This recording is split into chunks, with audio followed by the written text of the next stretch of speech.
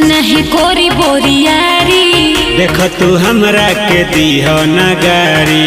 काहे परेशान करो तो दे हम ना ऐसे न जीजा हमसे कोरी बोरियारी। जानतनी तू बारू खेलारी। लागे बढ़ल बाबे तोहर जुनून हो ए जीजा जी। होलिया में रंग बैलून हो। अच्छा सबे मिली हमके सुकून हो। होलिया में रंग बैलून हो तबे मिली हमके सुकून हो। काहे ना मानो कहे के पड़ी का दीदिया से बताई।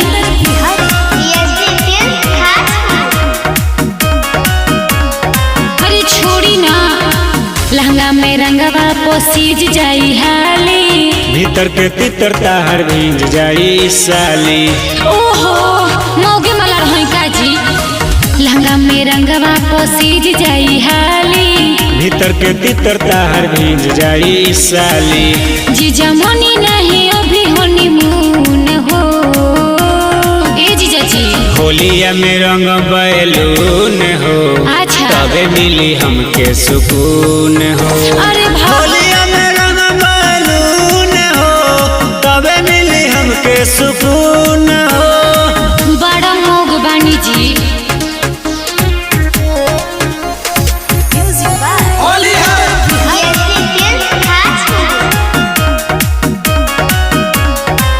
अरे छोड़ी ना ऊपर से रंगवा लगावे के मिली। दे देबू मौका तो हिल जाई डीली। काहे परेशान करतनी हमके ऊपर से रंगवा लगावे के मिली। दे देबू मौका तो हिल जाई डीली। सागो डलो बक होई देही सुन हो ए जीजा जी। होलिया में रंग बैलून हो। अच्छा तबे मिली हमके सुकून हो। होलिया में रंग बैलून हो तबे मिली हमके सुकून हो।